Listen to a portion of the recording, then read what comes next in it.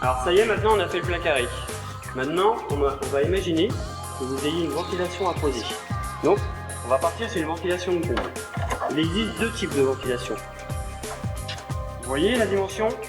Ça c'est une VPAC 70 et ça c'est une VPAC 140. Celle-ci sert à ventiler les combles. C'est-à-dire que généralement, il n'y a pas de polyane. Elle sert à ventiler au niveau de la laine de verre, dans le grenier. Celle-ci, c'est celle qu'on va utiliser. On va la mettre, on va l'installer, on va couper 2 litos, mais on ne coupera pas le polyane. Ça va créer un vent qui va rentrer à l'intérieur, ça va créer un air qui va se ventiler, qui va aller sous toute la couverture entre le polyane et les litos. Comme ça, ça va éviter les répercussions de chaleur. D'accord? Donc on va mettre ça en place. Je vous montre. La chatière, généralement, elle est positionnée dans 2 crochets. Donc on va garder ce crochet-ci et ce crochet-là. Pour pouvoir la positionner, vous voyez bien, ça s'en compte pas. Il y a les litos, mais il y a aussi l'ardoise qui va venir. On va la couper là, l'ardoise. Il n'y aura pas de risque de fuite. Pourquoi? Parce que le crochet fait 10. Donc c'est pour ça qu'on la coupe à cette hauteur-là en fait. Donc je vais la couper. Et ensuite, je vais garder l'alignement de mon ardoise de chaque côté. Je vais même couper celle à côté un tout petit peu pour laisser un peu de jeu, pour la mettre correctement. Je vous montre.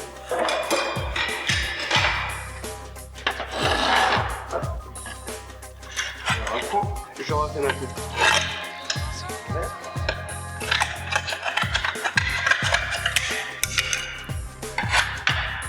Oui, ça fait ça. Ma ventilation, pour être à l'aise pour la poser, je vais la reprendre. Cette ardoise là, ici, et cette ardoise là, comme ça, sur 1 cm.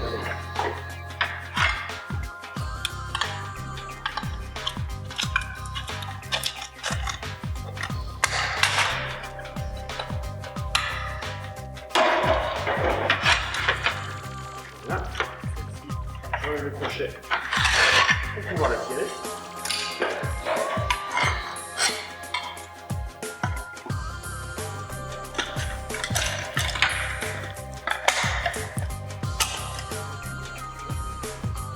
Maintenant que la coupe est faite des ardoises, je repositionne la chatière et je me rends compte qu'il y a 2 litos qui gênent pour pouvoir l'emboîter.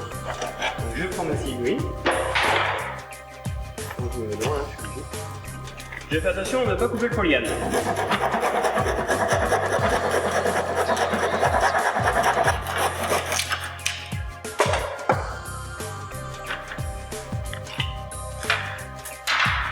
Voilà, maintenant je vais pouvoir l'emboîter. Je la centre. Voilà. Et maintenant elle est posée. Donc maintenant il ne me reste plus qu'à l'entourer. Donc grâce au trait rouge qu'on a fait tout à l'heure sur les côtés, je sais que j'ai un crochet qui va venir ici. Donc je sais que je vais avoir une ardoise qui va aller de là à là. Hop. Et maintenant il ne me reste plus qu'à tracer. Pardon.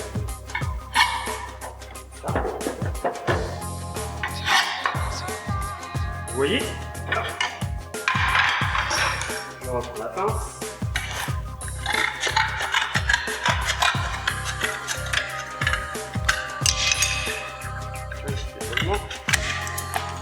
En bas, on peut faire une petite décoration si on veut, sinon c'est plat. Et je la fais venir jusqu'ici pour avoir le maximum de recouvrement. Et là, comme sur la rive, un clou ici, un clou sur les deux ici.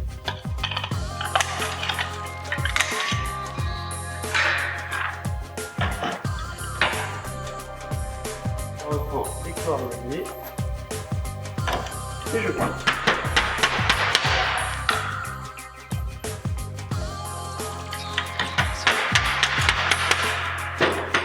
Voilà, même chose de l'autre côté.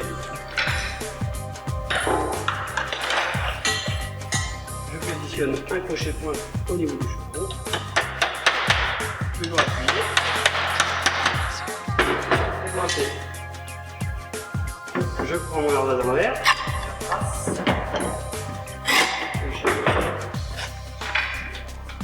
et je coupe.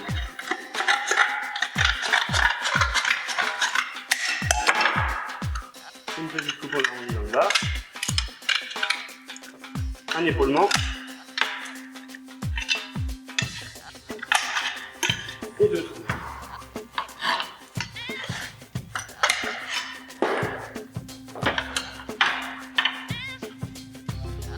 Voilà. Vous voyez, on commence à l'entourer.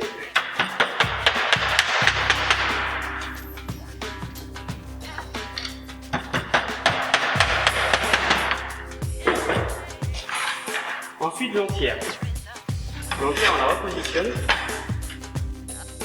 Elle ne met même pas jusque dans le bout. Donc là, on ne va pas être obligé d'épauler. On peut la laisser comme ça. Ou alors, on les corne. C'est à vous de voir.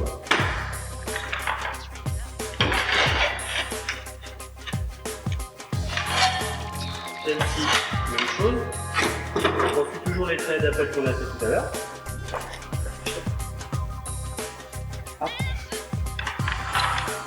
Et maintenant, on va essayer de garder le maximum de recouvrement en mettant l'intervalle comme ça. Là, vous voyez, en fait, il faut suivre le liquide. Les ardoises, elles s'alignent au fur et à mesure à chaque fois. Donc là, on garde le même alignement. On est là. On retrace. Et on la pointera avec 2 clous.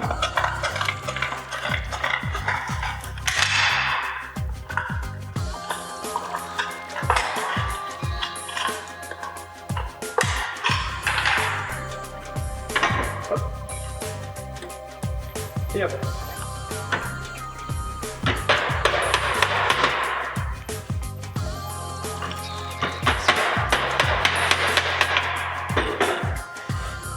On continue avec le crochet.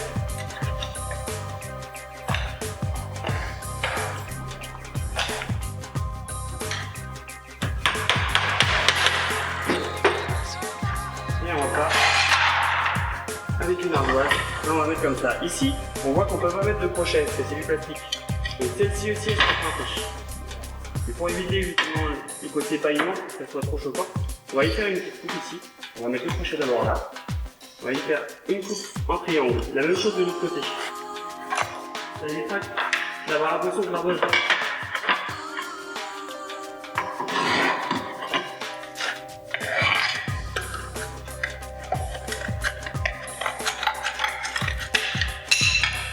Toujours de clous.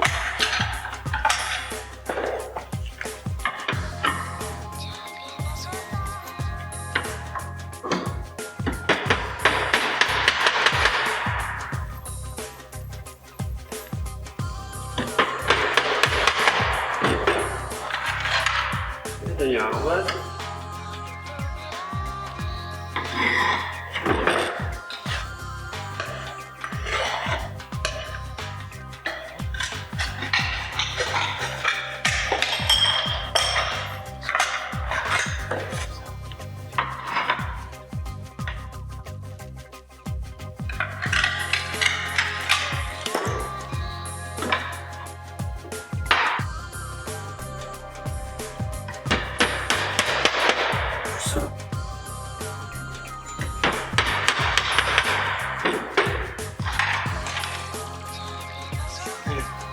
Et voilà, c'est reparti pour plein carré.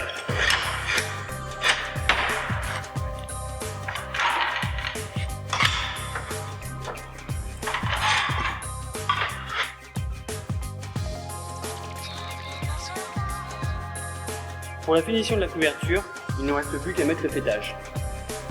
Donc le fêtage, c'est constitué, en fin de compte, d'éléments en terre cuite. Alors, comme vous pouvez le constater, ici, elle est beaucoup moins épaisse. C'est parce qu'on va pouvoir la fixer avec des clous torsadés, comme ça on appelle ça des clous de parapluie.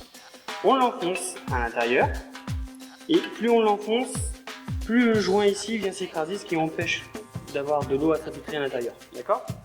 Donc je vous montre. Il y a un système de pause par contre. C'est très facile à retenir. Si vous avez des vents dominants qui viennent de l'ouest, vous commencez de l'est. Par exemple, je pose mon fêtage comme ça. Ça veut dire que les vents viennent d'ici. Donc mon deuxième fêton, je vais le mettre ici comme ça, en présentation, d'accord? Donc je vais mettre ça au fêtage, et ensuite j'en pointerai un ici, et j'en pointerai un là.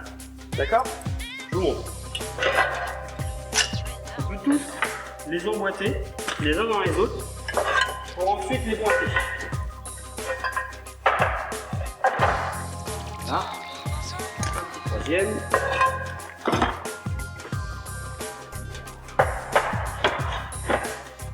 Et voilà, vous voyez, je ne peux pas pénétrer parce qu'à chaque fois il y a un recouvrement qui est fait en dessous. Maintenant, il ne reste plus qu'à les pointer.